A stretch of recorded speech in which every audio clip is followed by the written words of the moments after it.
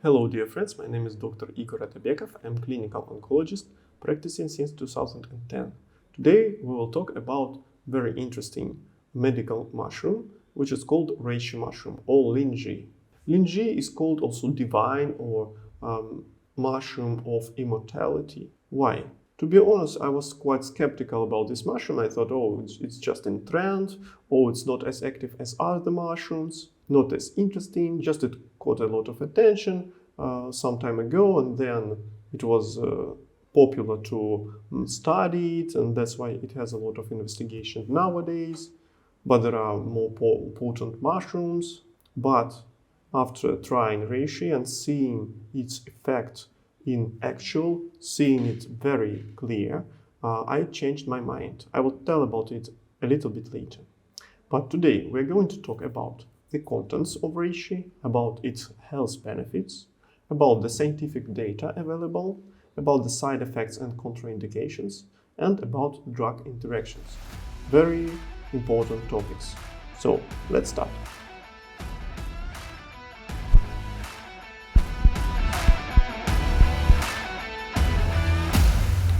There are 6 different types of reishi of different colors, and because of its contents, it can really affect our body very effectively. This is a nice scheme that shows what contents reishi has. For example, it has not only carbs or proteins or fats. By the way, there are 431 substances characterized in reishi. And also, except carbohydrates, proteins, and fats, it has fiber, it has phosphorus, calcium, very important for bone health. It has potassium, it has magnesium, very important for example, muscular health, for heart, for blood vessels, for neural system. If you're nervous, anxious, it may really help. And many people, by the way, are deficient in magnesium now. Now, zinc, copper, and sulfur, very important for example, immunity, for many chemical reactions, for restoration of neural system, for protection of neural system, for the division of cells. That's why rich in different minerals. Next, sterols, ergosterol. No, it's a standard content of all the mushrooms, and it also has some anti-inflammatory, immune modulatory, and antioxidant activity. Also, it can have some direct antimicrobial activity. Vitamins D and A, terpenoids, all these things, they are unique for reishi. That also does some effects, and different proteins that are biologically active. For example, they can regulate the insulin, work the glucose level, the blood pressure. Also, medical mushrooms are very important because they have a lot of beta-glucans that cause immunomodulatory actions. In folk medicine, they use it for slowing down aging, anti-aging, then anti-anxiety, also insomnia connected to anti-anxiety, to improve your sleep.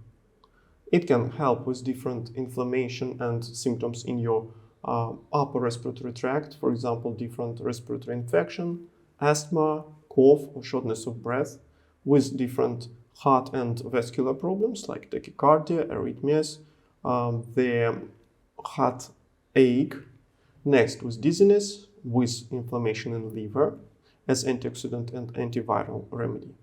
Also, inflammation in joints and stomach and duodenal ulcers. This is a nice figure which shows the effects and what substances inside the reishi are working to achieve this effect.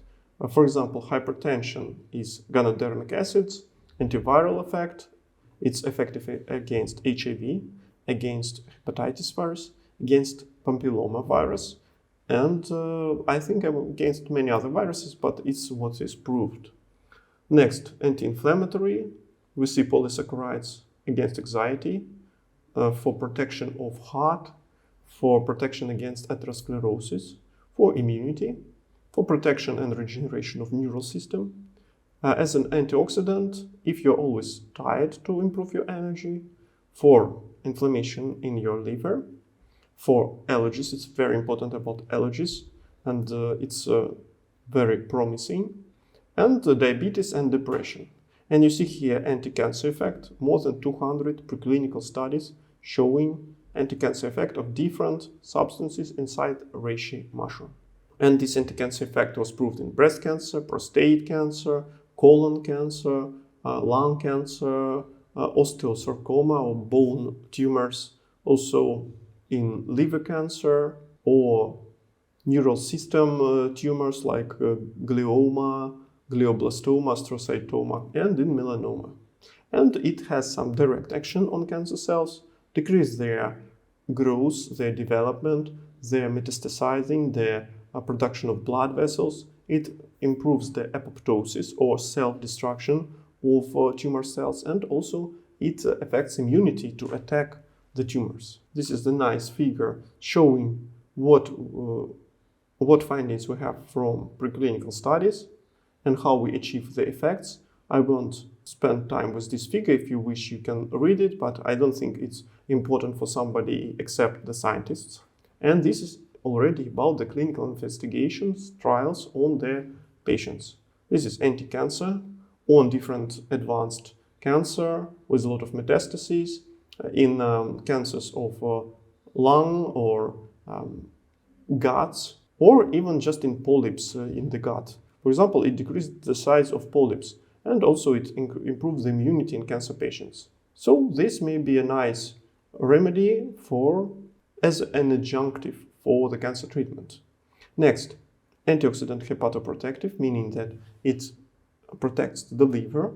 It can support the liver during different intoxications or maybe during treatment of viral hepatitis, for example. It may help to improve the lipids of the blood, like decreasing triglycerides and improving their good cholesterol. Next, cardiovascular effect. A lot of investigations with hypertension. It improves blood pressure with different arrhythmias, with the problems atherosclerosis, for example, with the heart atherosclerosis of heart vessels. The heart doesn't get enough blood supply, and it will be painful. It can be the infarction, myocardial infarction. And in these cases, reishi could really help those patients and decrease their pain and improve their blood flow. And also we know that the blood sugar, for example, it affects their blood vessels, so decreasing blood sugar by reishi may be also an interesting effect in these patients. Anti-diabetic, again, decrease sugar, decrease insulin resistance, and decrease glycated hemoglobin. And antihistaminic, this is against allergies, against histamine intolerance.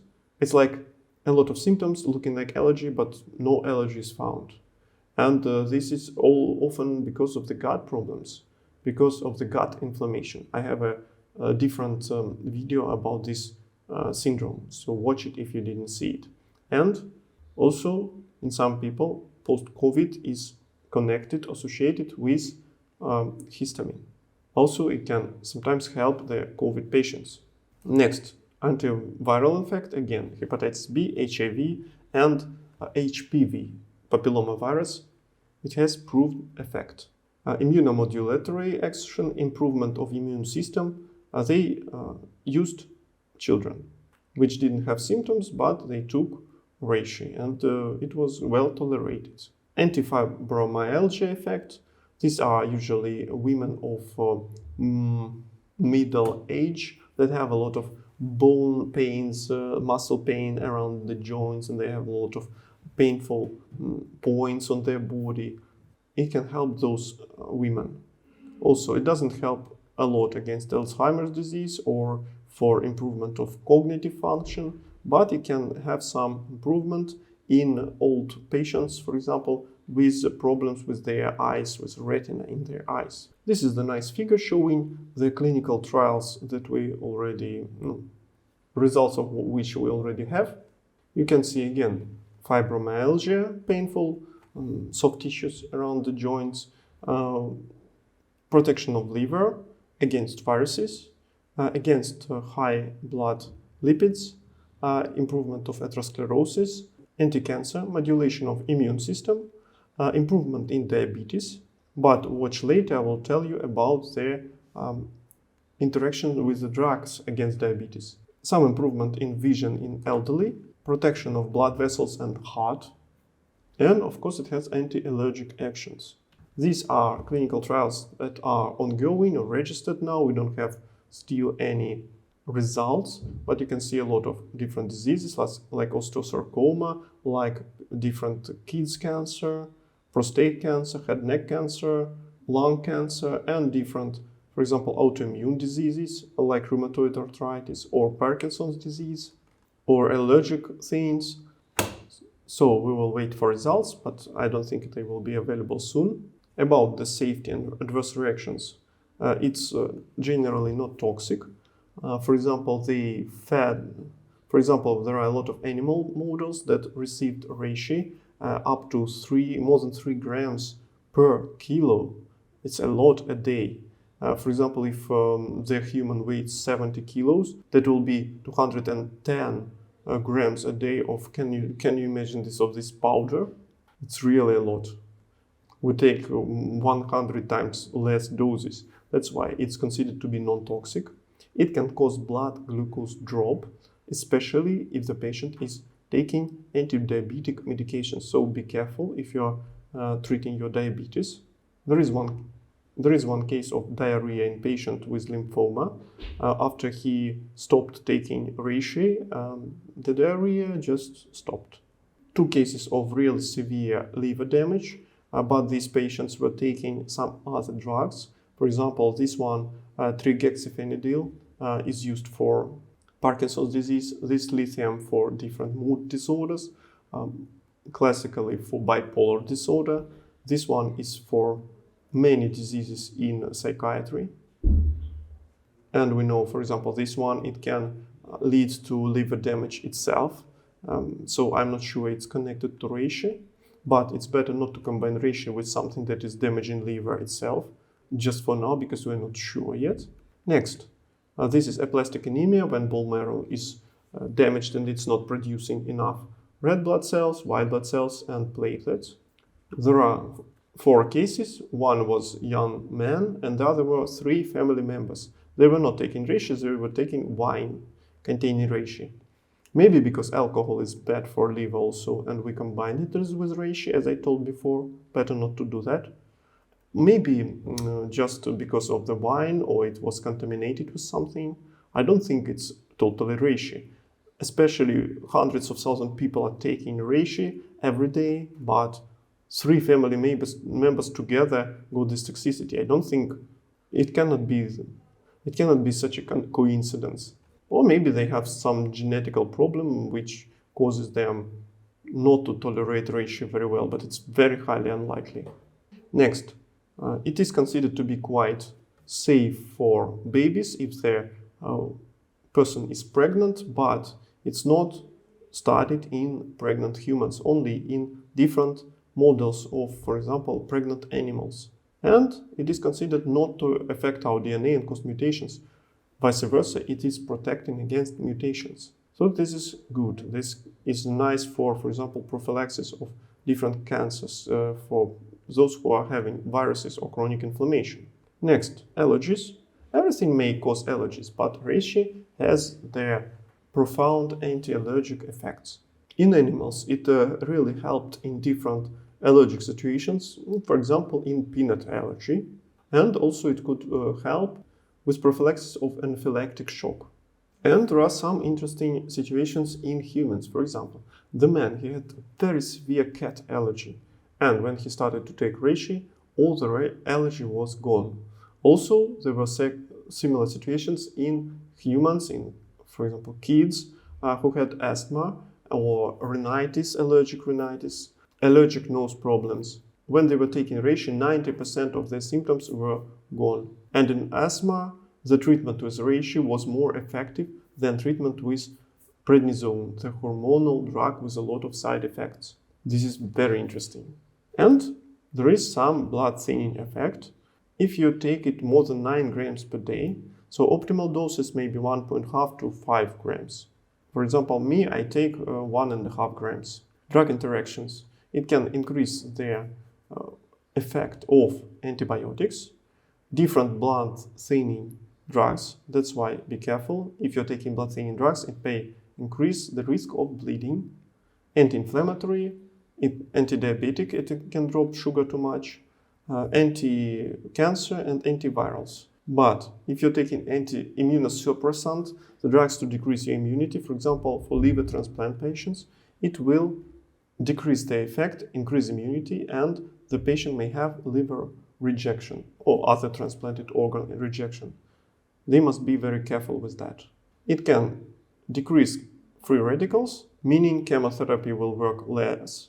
You can see some non-matching results here. Here it increases the action of chemotherapy, here it decreases, but this is because we have the preclinical data here only, not in human trials. And also these are different types of chemotherapy drugs where it can decrease their degradation or removing it from the body, meaning their quantities in the blood, their concentrations will rise, and it may cause some toxicity. So you must be also careful about that. So we need more clinical trials to understand better how exactly we can use reishi in cancer patients. Dear friends, I promised to tell you about myself. Now I'm trying different medical mushrooms on me. For example, I am trying the hericium, erinaceous, I'm trying chaga, chanterelle, and approximately 4 days after I started taking hericium, I started to feel some redness and itching on my toes, on the skin. And it was getting worse and worse when I was continuing it. I stopped, and just in maybe 5 days it was all gone. Then I tried other mushrooms, shiitake, again the same, but after 2 days already. Then I tried different mushrooms, tried hericium again, and it's again. When I stop mushrooms, any mushrooms, it goes back. That's why, okay, I read these investigations about reishi that it helps with allergies, it may help with inflammation and with autoimmune conditions. That's why I started it. And what do you think? After I started to take reishi, just single, nothing happened to me. Although all the other mushrooms, I had this problem. Then I tried other mushrooms with reishi together. No problem at all. Everything is fine. And this is really incredible. Of course, I will continue investigation reishi and other medical mushrooms, and if I get some new information, I will write it in the description under this video. So please be sure to check it. Dear friends, I hope it was interesting for you, a lot of information. Maybe it will be useful for some of the viewers.